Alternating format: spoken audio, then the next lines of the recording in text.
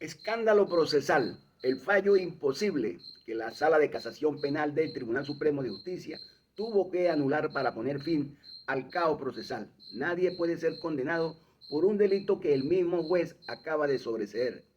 Así lo dijo la Sala de Casación Penal del Tribunal Supremo de Justicia. La justicia no admite contradicciones, pues el absurdo jurídico de sobreseer un hecho y condenar por ese mismo suceso en un mismo acto constituye un vicio de inmotivación que fractura el debido proceso y obliga a la Sala de Casación Penal a decretar la nulidad absoluta para restablecer la verdadera tutela judicial efectiva. Todo comienza la noche del 7 de junio del 2020, cuando la ciudadana Kessie regresa a su vivienda en la parroquia Altagracia de Caracas. Al llegar se enfrenta con una realidad perturbadora. Las cerraduras de uno de los anexos de su vivienda han sido violentados y sustituidos por candados ajenos. En el interior, dos sujetos, Karim y Ronald, han tomado posesión del inmueble y de múltiples pertenencias, desde herramientas de albañilería hasta enseres personales. La situación escala cuando, en un intento por amedrentarla, los ocupantes lanzan un artefacto explosivo casero hacia el segundo anexo donde ella habitaba, buscando quebrantar su tranquilidad y permanencia. Ante estos hechos, el Ministerio Público, a través de la Fiscalía 57, presenta formal escrito de acusación el 26 de marzo del 2024. La representación fiscal califica jurídicamente los actos como perturbación a la posesión pacífica, previsto y sancionado en el artículo 472 del Código Penal. Hurto calificado, previsto y sancionado en el artículo 453, numerales 2 y 5 del mismo Código Penal. Sin embargo, la víctima, buscando una tutela más rigurosa, ejerce su facultad legal y presenta mediante su apoderado una acusación particular propia. En este escrito, la víctima amplía el espectro punitivo solicitando que se juzgue a los responsables por los delitos de hurto calificado, previsto y sancionado en el artículo 453, numerales 3, 5 y 9 del Código Penal. Invasión, previsto y sancionado en el artículo 471A del Código Penal. Perturbación a la posesión pacífica, tipificado en el artículo 472 también del Código Penal. Lesiones personales, previsto y sancionado en el artículo 413, y agavillamiento, previsto y sancionado en el artículo 286 también del referido Código Penal. El proceso llega a un punto de inflexión el 18 de febrero del 2025 tras una nulidad previa ante el Tribunal 23º de Control de Caracas. En esta audiencia preliminar, la jueza dicta un pronunciamiento determinante. Declara inadmisible la acusación particular propia de la víctima. El argumento judicial se apoya en doctrina vinculante de la Sala Constitucional, señalando que el escrito carecía de requisitos esenciales, formales y materiales, lo que la convertía en una acusación inconclusa que, de admitirse, vulneraría el debido proceso. En consecuencia, la jueza sobresee los delitos adicionales propuestos por la víctima y, para sorpresa, admite únicamente la acusación del Ministerio Público, incluyendo aquellos delitos ya sobreseídos. En este escenario, los acusados deciden acogerse al procedimiento especial por admisión de los hechos. Al aceptar su responsabilidad por hurto calificado y perturbación a la posesión pacífica, el tribunal procede a dictar sentencia condenatoria inmediatamente. Tras aplicar las reglas de dosimetría penal y la rebaja de 1/3 por la admisión, los condena a cumplir una pena de 4 años, 5 meses, 7 días y 12 horas de prisión, además de una multa de 80 unidades tributarias. A pesar de la condena, se les otorga una medida cautelar sustitutiva de libertad consistente en presentación periódica cada 30 días.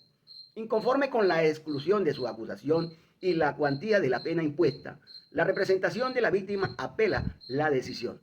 El caso sube a la Sala 4 de la Corte de Apelaciones del Área Metropolitana de Caracas. Tras celebrar la audiencia correspondiente en mayo del 2025, el Tribunal de Alzada dicta su fallo el 21 de agosto de ese mismo año, confirmando íntegramente la decisión de primera instancia, argumentando que la jueza de control motivó de forma clara y precisa el control material y formal de la acusación y que no existió violación a la tutela judicial efectiva, ratificando así la inadmisibilidad de la pretensión particular propia y la validez de la condena impuesta. El abogado de la víctima decide ejercer el recurso extraordinario de casación. Una vez que la Sala de Casación Penal asume el control del expediente, el análisis se desplaza hacia la pureza del acto procesal, bajo la premisa de que un juicio justo es tan vital como la justicia misma. Al adentrarse en las entrañas de la decisión del Tribunal de Control, la Sala detecta una fractura lógica insalvable que denomina como el máximo exponente del absurdo jurídico. El vacío principal reside en la coexistencia de pronunciamientos antagónicos. Resulta jurídicamente imposible que un juez en una misma audiencia admita la acusación fiscal para juzgar a unos hechos y simultáneamente decrete el sobreseimiento de esos mismos hechos al desestimar la acusación particular propia. Al dictar el sobreseimiento, el tribunal extinguió la acción penal y otorgó autoridad de cosa juzgada a favor de los acusados, lo que genera un limbo jurídico, donde se pretende condenar por delitos que el propio tribunal acaba de declarar terminados. Este comportamiento judicial revela un error improcedendo que rompe la unidad del acto y el principio de no contradicción. La sala es enfática al señalar que la verdad procesal es indivisible. No se puede decir y desdecir sobre la procedencia de un juicio. Además, se identifica un vicio de inmotivación flagrante. El Tribunal de Control se limitó a utilizar fórmulas dogmáticas y genéricas para desechar la acusación de la víctima, calificándola de inconclusa, sin explicar racionalmente el porqué de tal deficiencia. Esta omisión no es una simple irregularidad técnica, sino una violación de orden público que cercena el derecho a la defensa y a la tutela judicial efectiva, pues deja a la víctima sin una respuesta razonada y a los acusados en una situación de incertidumbre absoluta sobre la base fáctica de su condena. La mirada crítica de la Sala de Casación Penal del Tribunal Supremo de Justicia se extiende también hacia la Corte de Apelaciones, reprochándole el haber ignorado su deber de control jerárquico. La alzada, en lugar de sanear el proceso ante una decisión evidentemente nula, se limitó a confirmarla mediante una motivación dogmática, validando así un fallo que contenía una contradicción intrínseca.